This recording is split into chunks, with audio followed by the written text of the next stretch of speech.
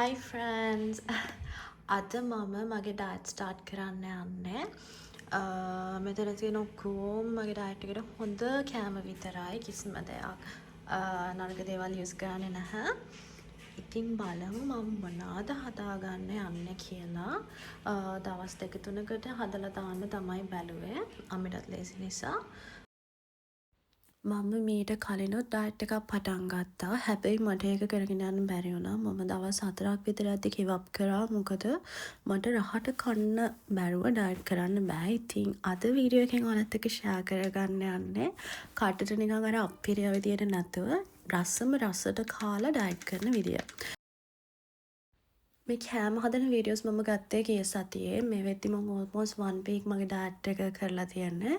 කිසිම ප්‍රශ්නයක් වුණේ නෑ මට. මොකද මේ පාර ගිය පාර වගේ නෙමෙයි මං හදාගත්ත කෑම පුදුම රහයි. හැබැයි සෝරි වෙන්න ඕනේ මොකද ඔයාලට කියලා දෙන්න මම දන්නේ නෑ රෙසිපීස් මොනවද කියලා. කිසිම රෙසිපි එකකට නෙමෙයි මම මේ දේවල් හැදුවේ. හැබැයි අපේ අම්මිට හිතා ගන්න බෑ මොකද ඒවා ඒ තරම් රසයි. අම්මිත් අහනවා කොහොමද මේවා හැදුවේ කියලා. මම දන්නෙත් නෑ. ඉතින් I don't know. ඔයාලා කොහොමද ලුණු කපන්නේ මන් දන්නේ නැහැ. නෙමෙයි. Oh my god. මේ වීඩියෝ එක කරද්දී මගේ සයිස් පේනවා ඇති. මම 65ක්ද 66ක්ද කොහෙද හිටියේ. ඉතින් මම ලංකාවේ ඉඳන් අන්තිම පාර මෙහෙට එද්දි 54යි බර. ලොකු බර වෙනසක් වෙනවා. ඉතින් ඒ දේවල් නිසා මට ගොඩාක් හෙල්ත් ප්‍රශ්න ආවා. මම ඒවාලත් එක්ක ඊළඟ vlog එකේදී ෂෙයා කරගන්නම්. මම චිකන් බ්‍රෙස්ට් ගත්තේ මොකද මගේ ගන්න ඕන ප්‍රෝටීන් ඉන්ටේක් එකට ලේසි නිසා. මම ගත්තේ ඇල්ඩි එකෙන් $10ක් 11ක් තමයි වුණේ මම හිතන්නේ per කිලෝ. මට ඔයාලගෙන් දෙයක් අහන්න ඕනේ. මම ෆැට් ෆ්‍රී ඔයිල් යූස් කරනවා. ඊට අමතරව මම ගොඩක් ඔලිව් ඔයිල් තමයි යූස් කරන්නේ කෑම හදද්දී. හැබැයි ගොඩ දෙනෙක් කියන ඔලිව් ඔයිල් රත් කරන්න හොඳ නෑ කියලා. කාට හරි එක්ස්පර්ට්ස්ලා ඉන්නවා නම් මට කමෙන්ට් එකක් දාන්න. ඒක හොඳයිද නැද්ද කියලා. මොකද මම ඒක ගොඩ කාලෙක ඉඳන් කරගෙන යන දෙයක්. ලොක් කරන්නත් හරිම අමාරුයි. මම හිතන්නේ මෙහෙ පීල් ලොක් කරන්නේ නැද්ද මන් දන්නේ. එයා කිව්වා මේක ගොඩක් හොඳයි කියලා මගේ ඩයට් ප්ලෑන් එකට. ඒ නිසා මම පොඩ්ඩක් මේක චූටියටම කෑලි වලට කපාගෙන එයා ෆ්‍රයි දාන්න තමයි බැලුවේ පොඩ්ඩක්. මම ඔයාලා එක්ක මේ ෂෙයා කරගන්න මම එදා හදපු කෑම විතරයි. මම චිකන් ඩිෂස් දෙක තුනක් හැදුවා විදි එක විදිවලට. සහ මම චික් පීස් හැදුවා මොකද මට ලේසි උදේට බ්‍රෙක්ෆාස්ට් එකට අරගෙන යන වැඩට යන කලින් ටක් ගාලා කාලා ගියා කි. ඊට අමතරව ඉතින් මම හැමතිස්සෙම එක જાති කෑම හදනවා. ලීන් බීෆ්, එයා ෆ්‍රයි දානවා, එක්ක බේක් කරනවා. ඒ වගේ දේවල් ගොඩාක් මම ඉතින් ගොඩාක් ප්‍රෝටීන් ඉන්ටේක් එක වැඩි කරලා තියෙන්නේ. සුගර් සම්පූර්ණයෙන්ම කට් කරලා තියෙන්නේ. මගේ උදේ කිරි එකවත් මම බොන්නේ නෑ දැන්. ඉතින් මේ චික්පී එක මාරම රසට ආවා. මන් දන්නේ නැහැ රස වුණේ කොහොමද කියලා වැඩි තෙල් දාන්න නැතුව. හැබැයි ඔයාලා නෝටිස් කරයි මං කෑම හදද්දී ගොඩාක් මිරිස් දානවා. ඉතින් මට සැරට ඕනේ මගේ කෑම ටික හැදුවට පස්සේ බලන්න ඒ කෑම ඔක්කොම රතු පාටයි. හැබැයි ඒව මාරම රසයි. මට ඇත්තටම ඔයාලට කියලා දෙන්න දන්නේ නැහැ මම ඒව කොහොමද හැදුවේ කියලා. මේ වීඩියෝස් බලද්දි තමයි මටත් මතක් වෙන්නේ ආ මෙහෙම තමයි මම හැදුවේ කියලා. මට එහෙම එකක් තියෙනවා. මම එක කෑම එකක් හැදුවත් එක විදියකට හැමදාම මේ විදියට හදන්න මන් දන්නේ නැහැ. එක එක දවස්වලට එක එක විදියට තමයි හැදෙන්නේ. මම මෙහෙම කෑම හැදුවට මං කෑම ගන්න ක්වන්ටිටි එක සම්පූර්ණ අඩු කරලා තියෙන්නේ. මං ඔක්කොම ස්කේල් එකකින් මැනලා තමයි කන්නේ මේ දවස්වල. මොකද මට ගන්න ඕන අර එක්සැක්ට් කැලරිස් ගණනක් තියෙනවා දවසකට. ඉතින් මම චිකන් ගොඩක් විදිවලට හදාගත්තා. මේ හදන එක හරිම රසට ආවා. මං මේක නිකන් මට ඒ වෙලාවේ හිතුණා පොඩ බිත්තරවල තවරලා බ්‍රෙඩ් ක්‍රම් චුට්ටක් දාලා මං දන්නේ මේක හොඳද කියලා. ඉතින් ලොකු අවුලක් නෑ. ඉතින් ගොඩක් දැම්ම නැති නිසා මම ෆැට් ෆ්‍රී ඔයිල් චුට්ටක් ස්ප්‍රේ කරලා ඒක නිකන් පෑන් ෆ්‍රයි කළා. ඒක හරිම රසට ආවා. ඊළඟට මම තව චිකන් එකක් හැදුවා පොඩ්ඩක් මිරිස්සට වගේ බෙල් පෙපර් දාලා පොඩක් ග්‍රේවි ගතියට. ඊළඟට තව එකක් හැදුවා පෙපර් වැඩියෙන් දාලා නිකන් පෙපර් චිකන් එකක් වගේ. ඉතින් ඔය ඔක්කොම ටික හොඳට ආවා. මම එළවලුත් හම්බලා ඒක පොඩ්ඩක් අර කෝසස් හැදුවා.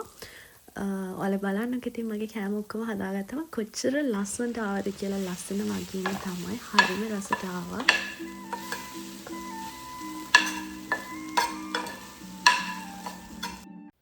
ඊළඟට මම මේ හදලා දාගන්න යන්නේ මගේ ෆේවරිට්ම දෙයක් චියා පුඩින්.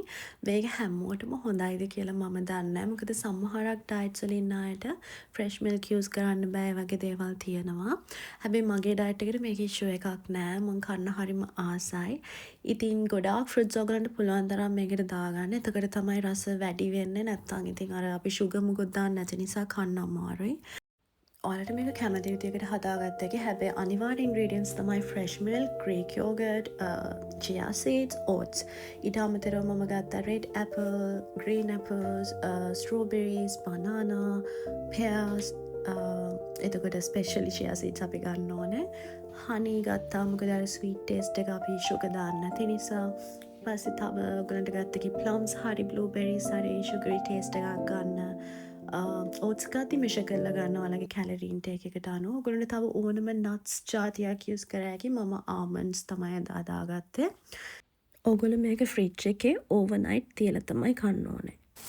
මෙන්න මේක තමයි guys මං කිව්ව රොටි එක. මේක මං ගොඩක් කලාවට කනවා. මේක ලෙබනීස් එකක්. මේකේ fat free. කිව්වට 0.5 fat තියෙනවා. හැබැයි මේක ගොඩක් හොඳයි. මේක මාරම රහයි. මේක රත් කරලා අර මොකක් හරි ෆිලිං එකක් ඇතුළට දාලා කන්න තියෙන්නේ. අර දැන් හදාගත්ත චිකන් එකක් හරි මොනවා හරි. Instead of chocolates දැන් මං කන්නේ sunflower seeds, walnuts, almonds, pistachio, cashews, pumpkin seeds, yogurt එකක් කෑවත් no added sugar. ටඩා! මේ තියෙන මං අද හදාගත්ත මීල්ස් ටික ඔක්කොම සැරට හැදුවේ ඩයට් උනාට. හැබැයි ඔයගොල්ලෝ දකින්න ඇති මං ඔලිව් ඔයිල් විතරයි යූස් කරේ වෙන කිසිම දෙයක් යූස් කළේ නෑ. ගොඩක් මීල්ස් හදන්න ප්ලෑන් කරගෙන හිටියට හදන්න බැරි වුණා. මොකද මට ගොඩක් වෙලා ගියා අතු යන්න අනේ මන්ද කාලෙකින් නිසාද මන්ද. කුමාරි මම මේවල නම් කියන්න දන්නේ නෑ මං. This one's so good guys. මන් දන්නේ ඒකේ රස වනේ කොහොමද කියලා. chickpeas එක ඉතින් always රහයි. vegetables තියෙනවා. ඊට පස්සේ මේ chicken එකත් රහයි. මේක මගේ ආසම කෑමක්. ඔයාලා try කරලා බලන්න අනිවාර්යෙන්. මම ඔයාලත් එක්ක share කර ගන්නම් මගේ weight loss journey එක කොහොමද කියලා. තාම weight loss වෙලා නැහැ.